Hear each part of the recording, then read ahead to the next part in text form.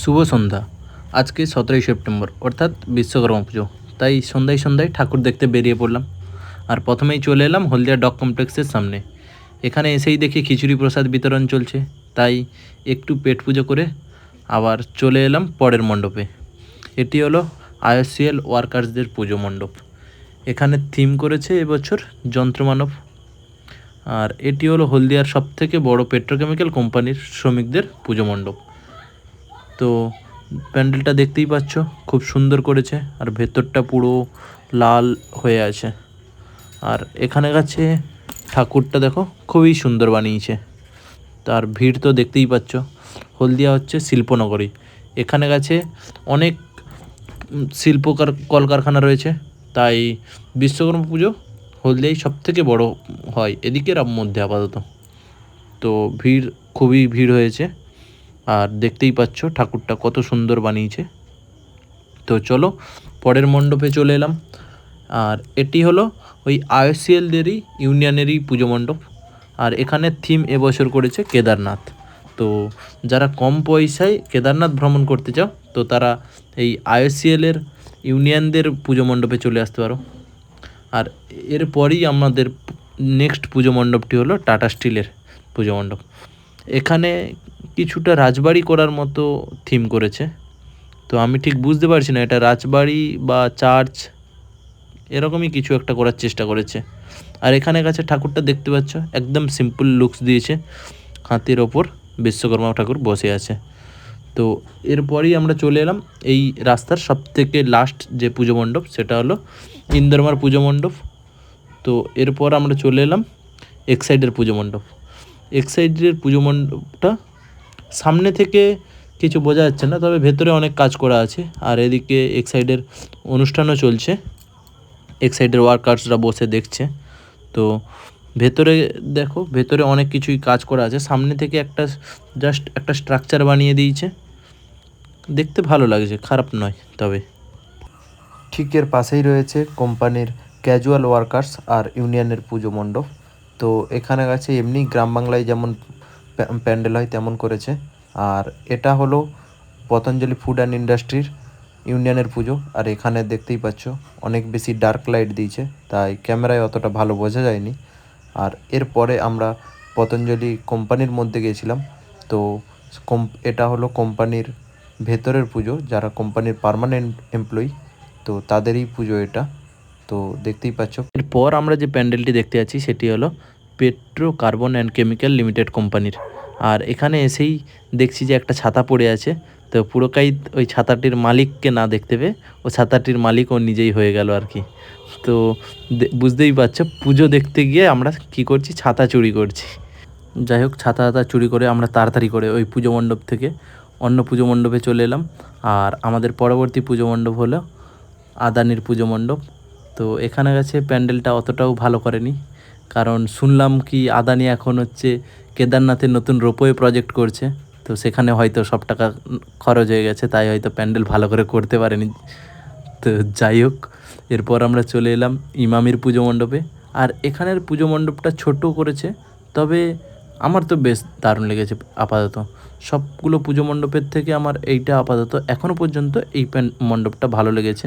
দেখতেই পাচ্ছ সামনে আমাদের ভারতের পতাকা একটা রেখেছে, আর ঠিক পেছনেই বিশ্বকর্মা ঠাকুর দাঁড়িয়ে আছে।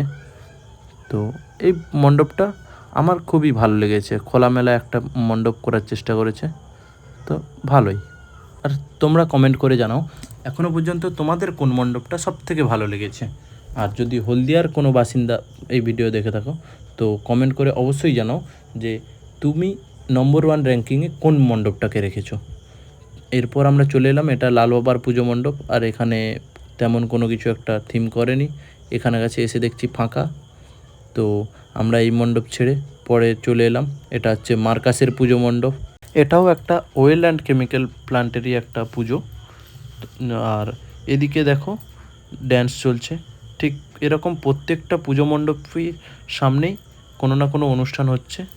তো আমরা পুজো মণ্ডপও দেখছি আর অনুষ্ঠানও দেখছি। তো এরপরে আমরা চলে এলাম, এটা হলো এইচপিএলের পুজো মণ্ডপ, হলদিয়া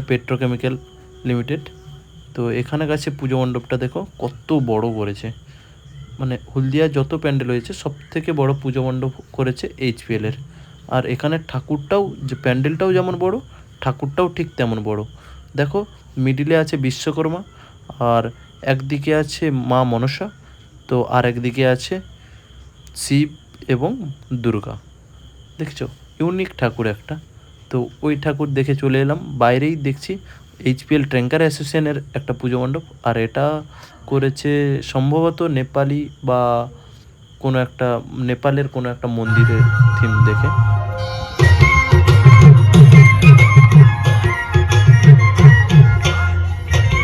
তো দেখতেই পাচ্ছ মোটামুটি প্রত্যেকটা কোম্পানির সামনেই একটা করে পুজো হচ্ছে। কোম্পানির মধ্যে একটা পুজো, কোম্পানির ওয়ার্কার্সদের, আর একটা কোম্পানি ইউনিয়নদের আর একটা পুজো। তো প্রত্যেকটা কোম্পানির এভাবে দুটো করে পুজো হচ্ছে আর একটা করে অনুষ্ঠান হচ্ছে। প্রত্যেকটা কোম্পানির সামনে এটা কমন। আর এখন আমরা চলে এলাম, এটা হচ্ছে ধনসেরির পুজো মণ্ডপ। এটা হচ্ছে হলদিয়ার মধ্যে সবথেকে ভালো বিশ্বকর্মা পুজো মণ্ডপ। আর এখানে কাছে খুবই ভিড়, মানে এটা হচ্ছে একদম সিটি সেন্টার টু মঞ্জুশ্রী যে রোড, তার রোডের সাইডেই একদম পুজো মণ্ডপটা। তো খুবই ভিড় হয়েছে। আর ভিড় হওয়ার কারণটা দেখতেই পাচ্ছ, যে কত সুন্দর গেট করেছে। আর যেমন সুন্দর গেট, ঠিক তেমন সুন্দরই এর পুজো মণ্ডপ। এর পুজো মণ্ডপটা যেমনই বড়, তেমনই সাজানো গোছানো। এখানের পুজো মণ্ডপটা প্রত্যেক বছরই খুবই ভালো করে। আর এবছর এখানে করেছে ওই বাঁশের কঞ্চি দিয়ে যে থিম হয় সেটাই চেষ্টা করেছে। তো দেখতেই পাচ্ছ কত সুন্দর হাতের কাজ চারদিকে, খুবই ভালো লাগছে। আর আমার তো এই মণ্ডপটি খুবই সুন্দর লেগেছে। হলদিয়ার মধ্যে সবথেকে ভালো প্যান্ডেল আমার মতে, অ্যাটলিস্ট এটাই আমি বলতে পারবো। তো তোমরা কমেন্ট করে জানাও যে তোমাদের সবথেকে ভালো কোন প্যান্ডেলটা লেগেছে, আর কেন লেগেছে, আর কোন থিমটা সবথেকে ইউনিক লেগেছে। এরপর আজকের দিনের সর্বশেষ যে মণ্ডপটি রয়েছে সেটি হলো হলদিয়া ট্র্যাঙ্কার অ্যাসোসিয়েশনের মণ্ডপ। আর এখানে গেছে শালপাতা দিয়ে থিম করেছে। তো বাইরে দেখতে পাচ্ছ আমরা যে ফুচকা খাই তার বাটি দিয়ে লাগানো, তো সেটা দিয়ে থিম করেছে। আর ঠাকুরটা দেখতে পাচ্ছ একদম আয়নার মতো চকচক করছে। তো আজকের মতো ঠাকুর দেখা এখানেই শেষ। চলো লাস্টে আমরা বিরিয়ানি খাচ্ছি, আর পুরোকাই বিরিয়ানির রিভিউ দিচ্ছে। তো যাই হোক, বিরিয়ানি টিরিয়ানি খাইয়ে দে, এখন বাজে 12:30, আর অনেক রাত হয়ে গেছে। আর এখন আমরা বাড়ি যাচ্ছি। তো আজকের মতো ভিডিওটা এখানেই শেষ করছি। আবারও দেখা হবে নতুন একদিন, নতুন এক টপিক নিয়ে। সকলকে শুভরাত্রি।